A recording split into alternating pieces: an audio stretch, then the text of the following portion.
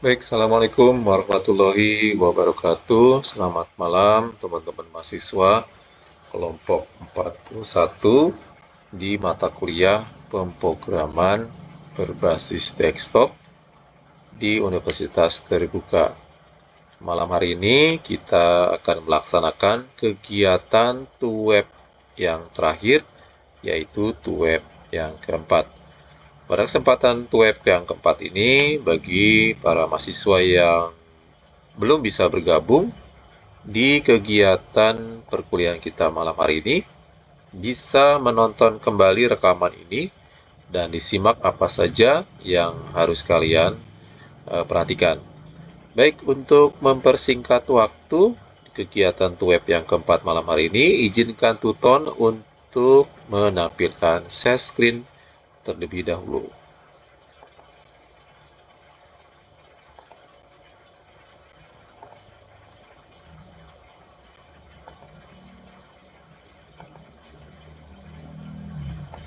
Baik, di kegiatan TUWEB yang keempat ini ada di aktivitas belajar ke-14 di mata kuliah pemrograman berbasis desktop untuk kelas 41 Universitas Terbuka. Adapun kegiatan TUWEB yang keempat ini, agendanya yang pertama adalah evaluasi tugas kedua, mereview materi aktivitas 12 sampai dengan 15, penjelasan tugas 3, diskusi dan tanya jawab, dan diakhiri dengan penutup dan penguatan. Adapun tutorial online di mata kuliah pemrograman berbasis desktop memiliki 15 aktivitas belajar dari mulai aktivitas 1, 2, 3, 4, 5, 6, 7, 8, 9, dan 10, termasuk juga 11 yang sudah Anda lalui, dan yang sedang berjalan diantaranya aktivitas 12 tentang pemrograman berorientasi objek kedua, pokok bahasan polimorfis, aktivitas belajar 13, pemrograman berorientasi objek 2, pokok bahasan exception, input, output, operasi file. Di aktivitas belajar 14 yang sedang berlangsung, membuat aplikasi yang pertama, graphic user interface, membuat aktivitas belajar yang ke-15, membuat aplikasi yang kedua, basis data atau database. Pelaksanaan mata kuliah berpraktek, kita sudah lalui kegiatan TUWEB hingga TUWEB yang ketiga. Nah, malam hari ini kita berada di kegiatan TUWEB yang keempat. Nah, tepat di aktivitas belajar yang ke-14. Perlu diingat, di TUWEB keempat ini adalah merupakan TUWEB terakhir, dan dimohon diperhatikan kembali, ada aktivitas belajar yang ke-12, muncul tugas yang ketiga. Nah, batas akhir tugas ini sampai di aktivitas belajar ke-15. Jadi mohon untuk diperhatikan. Nah, evaluasi tugas 2 yang sudah berlangsung, ada beberapa temuan Tuton. Hasil koreksinya yang pertama, masih ada mahasiswa yang tidak mengumpulkan tugas. Masih ada juga yang tidak membuat rekaman video. Dan masih ada tugas yang tidak menyertakan suara penjelasan singkat program di sepanjang rekaman videonya. Nah, ini barangkali perlu menjadi perhatian teman-teman mahasiswa yang masih ditemukan beberapa hal ini. Nah, khusus di tugas 3 nanti mohon untuk tidak ada lagi temuan-temuan ini, ya teman-teman. Selanjutnya, saya akan mereview aktivitas belajar yang sudah kita lalui. Dimulai dari aktivitas belajar ke-12 tentang pemrograman berorientasi objek kedua, pokok bahasan polimorfis.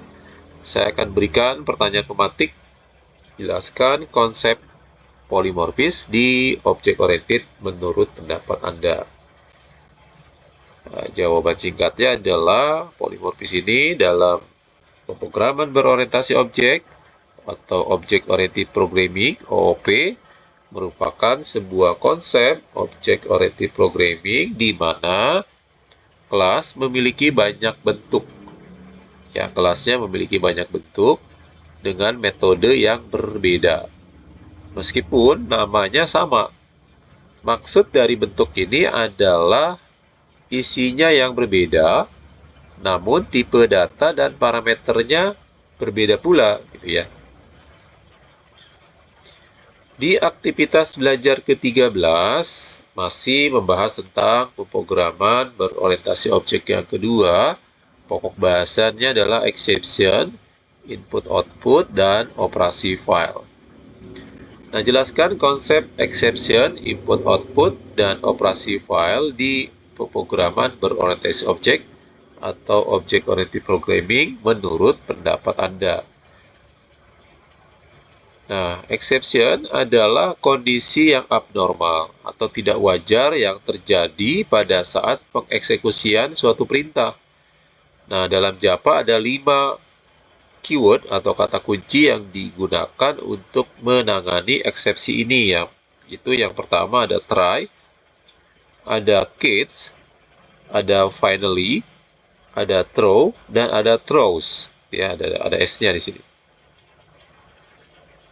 Nah, di aktivitas belajar ke-14, Anda juga diminta untuk belajar tentang membuat aplikasi desktop, graphic user interface. Saya akan berikan sekilas materi tentang graphic user interface yang biasa disebut dalam pemrograman Java ini adalah Java Swing. Nah, Java Swing ini adalah library Java yang digunakan untuk menciptakan graphic user interface. Jadi kita bisa memasukkan library ini. Dengan Java Swing library ini, kita dapat membuat user interface atau UI yang cross-platform atau operating system independent. Artinya, UI atau user interface yang kita buat dapat dijalankan pada sistem operasi apa saja. Tentunya, operating system yang support dengan Java. Ya, dengan tampilan yang relatif sama. Nah, package dari library Swing ini menyediakan banyak kelas untuk membuat aplikasi graphic user interface. Paket tersebut dapat ditemukan di dalam library javax.swing. Ya, javax.swing. Nah, selanjutnya di sini membuat aplikasi desktop graphic user interface dengan komponen dari library javax.swing. Nah, kalau saya berikan gambar ilustrasi yang ada di slide ini merupakan saya ambil dari editor NetBeans. Nah, di editor NetBeans itu ada fasilitas untuk penggunaan javax Swing itu dengan tools atau palette yang disediakan oleh editornya. Nah, hal ini tidak ada di Visual Code, contohnya ya. Nah, itu harus dimasukkan dulu library-nya. Ya, kalau di editor NetBeans dia sudah tersedia. Anda tinggal menggunakan saja dari beberapa palette atau tools yang disediakan di dalam library javax Swing. Nah, cara menggunakannya Anda tinggal klik drag saja. Ya, itu seperti halnya Anda belajar tentang pemrograman visual. Nah, saya akan langsung ke review aktivitas belajar yang 15, membuat aplikasi desktop yang terintegrasi dengan basis data atau database. Saya akan berikan ilustrasi rancangan dari Frame. Nah, Frame ini merupakan fasilitas dari javax Swing, di mana temanya ceritanya akan mengolah data mata kuliah, di mana data mata kuliah ini akan melakukan proses simpan, ubah, hapus, dan reset, yang mana nanti semuanya akan terintegrasi dengan database yang kita gunakan. Bisa MySQL, PostgreSQL, SQLite, Oracle, atau mungkin produknya Microsoft SQL Server. Ya, jadi terintegrasi dengan basis datanya.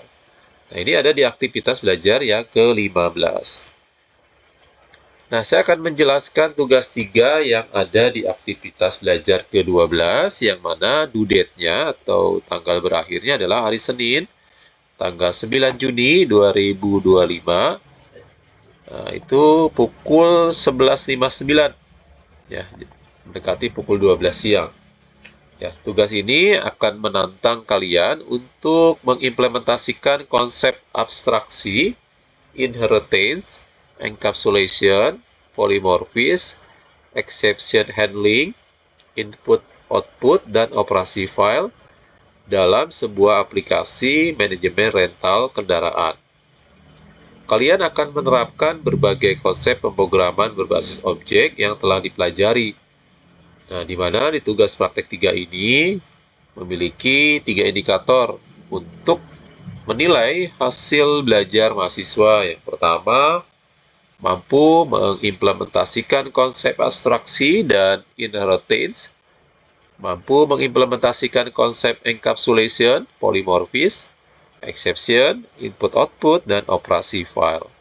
Yang ketiga, mampu mengimplementasikan materi sebelumnya seperti struktur keputusan, struktur pengulangan, array, dan string. Nah, tugas praktek pemrograman berorientasi objek dalam studi kasus ini, sekarang kalian diminta untuk membuat program Java yang akan digunakan untuk manajemen rental kendaraan. Nah, program ini akan mencakup berbagai konsep pemrograman berbasis objek. Nah, perlu diperhatikan tentang petunjuk pengerjaan tugasnya. Yang pertama, Anda diminta buatlah sebuah kelas abstrak kendaraan yang akan menjadi kelas dasar untuk semua kendaraan yang dapat disewakan. Nah, kelas ini harus memiliki atribut. Yang pertama, nama dengan tipe data string, harga sewa dengan tipe double, jenis dengan tipe string. Ya, di sini misalnya mobil, motor, bus, ya.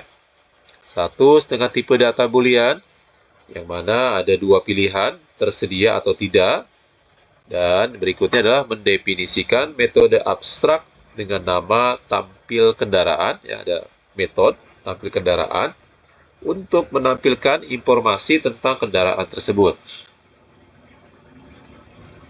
Yang kedua, buatlah 3 kelas turunan dari kendaraan ini.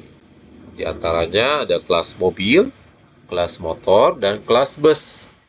Ya, setiap kelas harus memiliki atribut tambahan yang sesuai dengan jenisnya. Misalnya, kapasitas penumpang untuk bus, berapa kapasitas mesinnya, cc-nya, untuk motor, dan lain-lain. Implementasikan atau terapkan metode tampil kendaraan. Anda buat metode tampil kendaraan. Untuk apa? Menampilkan informasi khusus tentang kendaraan tersebut. Nah, selanjutnya yang ketiga, Anda diminta untuk buatlah kelas rental kendaraan yang akan digunakan untuk mengelola semua kendaraan yang dapat disewakan. Kelas ini harus memiliki atribut berupa array list. Sertakan array list untuk menyimpan semua kendaraan. Yang keempat, buatlah kelas penyewaan yang akan digunakan untuk mencatat penyewaan kendaraan oleh pelanggan. Kelas ini harus memiliki atribut berupa array list untuk menyimpan kendaraan yang disewa oleh pelanggan. Implementasikan konsep inheritance dengan benar antara kelas-kelas ini. Yang keenam, implementasikan konsep encapsulation dengan membatasi akses ke atribut-atribut kelas. Gunakan exception handling untuk menangani kasus seperti pelanggan mencoba menyewa kendaraan yang tidak tersedia, lalu input pengguna yang tidak valid. Nah, selanjutnya di sini yang kedelapan, programnya harus memiliki menu utama yang memungkinkan pengguna untuk melakukan penambahan kendaraan baru di dalam daftar rental, menampilkan daftar kendaraan yang tersedia, menerima penyewaan kendaraan oleh pelanggan dan mencatatnya, menghitung total biaya penyewaan, menampilkan struk penyewaan pelanggan, dan dapat keluar dari program. Yang kesembilan, implementasikan operasi input-output dan operasi file Untuk apa? Untuk menyimpan dan membuat daftar kendaraan dari sebuah file teks. Jadi ada file teksnya berupa input-output yang dikirimkan. Menyimpan dan membuat struk penyewaan pelanggan dari file teks tersebut.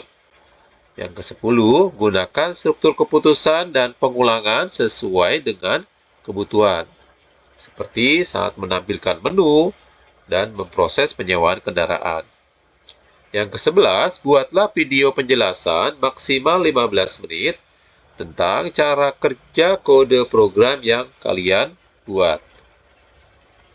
Nah, petunjuk tambahannya Anda dapat menggunakan antarmuka atau abstrak kelas jika diperlukan untuk mengimplementasikan abstraksi.